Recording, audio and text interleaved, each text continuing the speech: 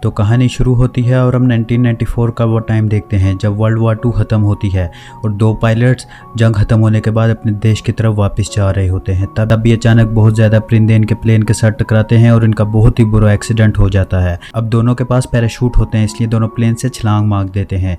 एक का parachute open होता है और वो आइलैंड पे उतर जाता है, बल्कि दूसरा समुद्र के अंदर उतर जाता है और एक बहुत ही बड़ा क्रोकोडाइल इसे खा जाता है। अब ये सारा सीन दूसरा पायलट देख लेता है। इसके बाद सीन कट होता है और हम अगले सीन में एक पैसेंजर प्लेन को देखते हैं जो कि उसी आइलैंड के ऊपर से जा रहा होता है। अब इसके अंदर एक लिन नाम का बंदा होता है, उसकी बेटी जिया और उसका बॉयफ्रेंड ज्ञान होता है। लिन अपनी बेटी के बॉयफ्रेंड जियान को बिल्कुल भी पसंद नहीं करता है, इसलिए वो अपनी बेटी को कहता है कि इस लड़के से दूर रहो। ये देखकर उसकी बेटी उससे नाराज़ हो जाती है। तब हमें यहाँ पर पता चलता है कि इसका और इसकी बेटी का रिलेशन ज़्यादा अच्छा नहीं चल रहा। इसके बाद प्लेन में अचानक से टर्बुलेंस होने लगती है और हम देखते हैं कि पायलट्स प्लेन को कंट्रोल करने की कोशिश कर रहे होते हैं और कहानी के शुरू की तरह बहुत ही ज़्यादा बर्ड्स उस प्लेन के साथ टकराते हैं और इनका भी बहुत बुरा एक्सीडेंट हो जाता है। तब यहाँ पर इनका प्लेन क्रैश हो जाता है और वो समुद्र के अंदर चले जाते हैं। प्लेन जो ही समुद्र के अंदर जाता है, प्लेन के 2 टुकड़े हो जाते हैं। अगला टुकड़ा तो चट्टान के साथ टकराता है और तमाम लोग मर जाते हैं, बल्कि अगला टुकड़ा आइलैंड के ऊपर जाकर गिर जाता है। अब हम देखते हैं कि यहाँ पर लिन के फादर, जिया, ज्ञान, ये तमाम लोग बच जाते हैं और यहाँ पर और भी काफ़ी पैसेंजर्स होते हैं। तब ये लोग राब्ता करने की कोशिश करते हैं, लेकिन इन्हें कोई भी सिग्नल रिसीव नहीं हो रहा होता। तब यहाँ पर जिया को बहुत प्यास लगी होती है। तब उसके फादर लिन कहते हैं कि चलो मैं तुम्हारे लिए पानी लेकर आता हूँ। ये देखकर जियान भी उसके साथ चला जाता है।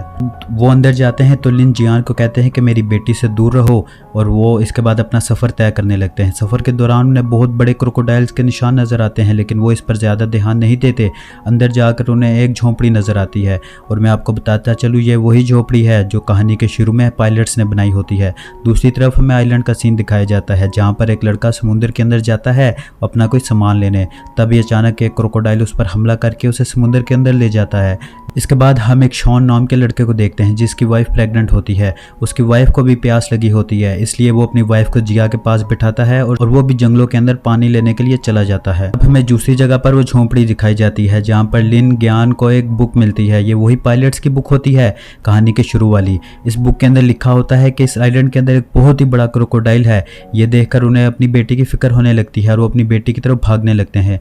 दूसरी तरफ बीच पे 2 बंदे लड़ने लगते हैं और लड़ते लड़ते पानी के अंदर चले जाते हैं। यहाँ पर एक क्रोकोडाइल आता है और इन दोनों को खा जाता है। ये देखकर तमाम लोग घबरा जाते हैं और वो वहाँ से भागने लगते हैं क्योंकि क्रोकोडाइल अब इन्हीं की तरफ आ रहा था। जब यहाँ पर गिन, लियान और शॉन आते हैं तो वो अपनी वाइफ को और बेटी को ना पाकर बहुत हैरान हो जाते हैं, इसलिए वो उन्हें ढूंढने का फैसला करते हैं। तब इन्हें यहाँ पर क्रोकोडाइल्स के निशान मिलते हैं और वो समझ जाते हैं कि उन पर क्रोकोडाइल्स ने हमला किया है। अब दूसरी तरफ वो तमाम लोग भागते हुए एक नहर के पास आ जाते हैं। अब वो वहाँ पर पानी पी रहे होते हैं कि इन्हें झोंपड़ी में से कुछ हलचल महसूस होती है। झोंपड़ी में से लिन और ज्ञान बाहर आते हैं और ये तमाम लोग एक दूसरे से गले मिलते हैं। अब यहाँ पर एक लड़के के पाँव पर जख्म लगा होता है, वो यहाँ पर अपना पाँव धो रहा होता है और यहाँ पर पता चलता है कि वो बड़ा क्रोकोडाइल जिसके कहानी के शुरू में जिक्र किया गया है वो यहाँ पर नीचे ही सो रहा होता है। अब उस लड़के के खून की स्मेल सूंघकर वो जिंदा हो जाता है और सबसे पहले उस लड़के को खाता है। देखकर तमाम लोग वहाँ से भागते हुए जंगल की तरफ आ जाते हैं। अब जंगल में इन्हें वही झोंपड़ी नजर आती है। अब रात का वक्त भी होने लगा था तो ये इस झोंपड़ी में ही रहने का फैसला करते हैं। जहाँ पर जिया को 2 ग्रेनेड और कुछ गोलियां मिलती हैं। ये देखकर वो अपने फादर लिन को ये दे देती है और वो इसे संभाल कर अपने पास रख लेते हैं। अब रात को इनका प्लेन जो क्रैश हुआ था वो इसे बचा हुआ खाना खाते हैं और इनके टिन्स को वो प्लेन के पास ही लगा देते हैं कि रात को अगर कोई क्रोकोडाइल आया तो वो इन टिन की आवाज़ से जाग जाएंगे। अब जैसे ही सुबह होती है तो लिन हेल्प के लिए झोंपड़ी से चला जाता है। इसके बाद हम एक लड़के को देखते हैं जिसका नाम शॉन होता है। वो अपनी गर्लफ्रेंड के साथ बाहर आया होता है। उसकी गर्लफ्रेंड यहाँ पर सोशल मीडिया की इन्फ्लुएंसर होती है, इसलिए वो जंगल की रिकॉर्डिंग करने लगती है। ये देखकर उसकी अचानक बैटरी डेड हो जाती है और उसके जिस्म के ऊपर अचानक ये बहुत ही अजीब सा लिक्विड आकर गिरता है। ये देखकर वो खुद हैरान हो जाती है कि ये कहाँ से आया। फिर ये दोनों इस लिक्विड को धोने के लिए चले जाते हैं और दूसरी तरफ हम देखते हैं कि झोंपड़ी के अंदर जिया और ज्ञान की भी आंख खुल जाती है। वो तमाम लोग जैसे ही झोंपड़ी से बाहर आते हैं तो इन्हें झोंपड़ी के ऊपर एक बहुत ही बड़ी मकड़ी नजर आती है। ये देखकर बहुत हैरान हो जाते हैं। दरअसल ये मकड़ी पूरी रात इनकी झोंपड़ी के ऊपर ही थी, लेकिन अंधेरे की वजह से इन्हें नजर नहीं आई। तब ये लोग आराम आराम से यहाँ से बाहर जा रहे होते हैं कि यहाँ पर एक लड़का मकड़ी के टेंटिकल के साथ टकरा जाता है। ये देखकर वो बहुत पैनिक हो जाता है और यहाँ से भागने लगता है। अब इसी दौरान मकड़ी यहाँ पर झांक जाती है और उस लड़के को फौरन ही खा जाती है। अभी तमाम लोगों का शोर सुनकर जिया के फादर लिन भी यहाँ पर आ जाते हैं। अब वो यहाँ पर आकर तमाम लोगों को बचाने लगते हैं। अब वो यहाँ पर सबसे पहले मकड़ी का एक टेंटिकल पे हमला करते हैं और उसका टेंटिकल तोड़ लेते हैं। अब यहाँ पर वो झोपड़ी के अंदर बैठे होते हैं कि मकड़ी डायरेक्ट टेंटिकल एक लड़के के अंदर घुसा देती है जो कि लिन के साथ ही बैठे होते हैं। ये देखकर लिन के फादर उस मकड़ी के टेंटिकल पे हमला करते हैं और उस लड़के की भी यहाँ पर मौत हो जाती है। तब उन्हें याद आता है कि उनकी बेटी ने उन्हें कुछ ग्रेनेड्स दिए थे। ये देखकर वो एक ग्रेनेड उस मकड़ी के पास फेंकते हैं और वो मकड़ी यहाँ पर ही मर जाती है। इसके बाद हम शॉन और उसकी गर्लफ्रेंड को देखते हैं जो कि पानी के अंदर अपना वो लिक्विड साफ कर रहे होते हैं। तभी अचानक यहाँ पर एक क्रोकोडाइल आता है, वो शॉन की गर्लफ्रेंड को अंदर खींच लेता है। ये देखकर वो उससे मदद मांगती है तो वो उसे लात मार के क्रोकोडाइल के पास फेंक देता है और वो यहाँ से भाग जाता है। तब हमें यहाँ पर पता चलता है कि शॉन बहुत ही खुदगर्ज बंदा है, वो अपने अलावा किसी के बारे में नहीं सोचता। अब दूसरी तरफ शॉन यहाँ से भागता हुआ उन लोगों के पास जाता है तो वो इसे पूछने लगते हैं कि तुम्हारी गर्लफ्रेंड कहाँ गई। तब वो इन्हें कहता है क्रोकोडाइल के पेट में। तब यहाँ से वो लोग अपना आगे का सफ़र तय करने लगते हैं। अब इनके सफ़र के अंदर एक नदी आ जाती है जो कि बहुत गहरी होती है।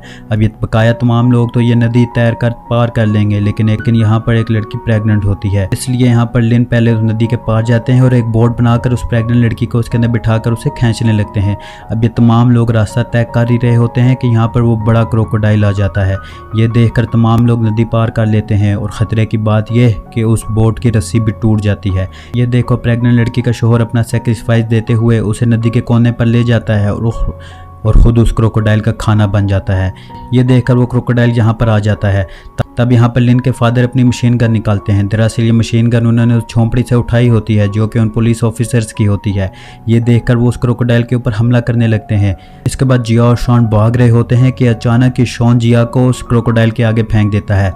तब लिन अपनी बेटी को बचाने के लिए उस मशीन गन से अंधाधुंध गोलियां चलाने लगते हैं। यहाँ पर उनकी बेटी तो बच जाती है, लेकिन एक गोली शॉन के पाँव में लग जाती है और वो क्रोकोडाइल फौरन जाकर उसे खा जाता है। अब लिन के अंदर धुंध गोलियों की वजह से क्रोकोडाइल यहाँ से भाग तो जाता है, लेकिन उसके दुम के साथ जिया भी फंस जाती है, इसलिए जिया भी उसके साथ ही चली जाती है। ये देखकर लिन अपनी बेटी को बचाने का फैसला करते हैं और यहाँ पर सिर्फ 3 लोग ही जिंदा बचे थे, लिन, जिया, ज्ञान और वो प्रेग्नेंट लड़की। रात को वो उसके पैरों का पीछा करते हुए उसकी गार तक पहुंच जाते हैं। तब लिन यहाँ पर कहते हैं कि तुम बाहर ही रहो, मैं नहीं चाहता कि मेरी बेटी की वजह से किसी पर मुसीबत है, मैं खुद उसे बचाने जाऊंगा।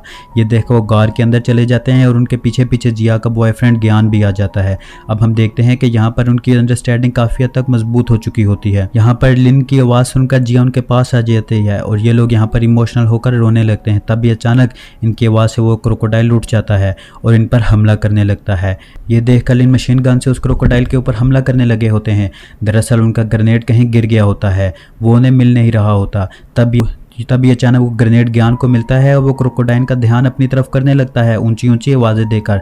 तब वो क्रोकोडाइल जब उसकी तरफ आता है तो वो ग्रेनेड उसके पास फेंक देता है। अब यहाँ पर अचानक एक बड़ा धमाका होता है और हम सबको यहाँ पर लगता है कि क्रोकोडाइल मार गया होता है। अब इन्होंने सुख का सांस लिया ही था कि वो क्रोकोडाइल वापस से जिंदा हो जाता है और इन पर हमला करने लगता है। अब यहाँ पर अचानक वो तेज हथियार उतारते हैं और उस क्रोकोडाइल के पेट को 2 हिस्सों में काट देते हैं और यहाँ पर फाइनली वो क्रोकोडाइल मर जाता है। इसके बाद हम देखते हैं कि अगले दिन रेस्क्यू टीम उन्हें बचाने आई होती है और ये लोग तमाम खुशी खुशी साइलेंट से चले जाते हैं। मज़ीद ऐसी वीडियोस के लिए हमारे चैनल को सब्सक्राइब और वीडियो को लाइक ज़रूर कीजिएगा। Good bye.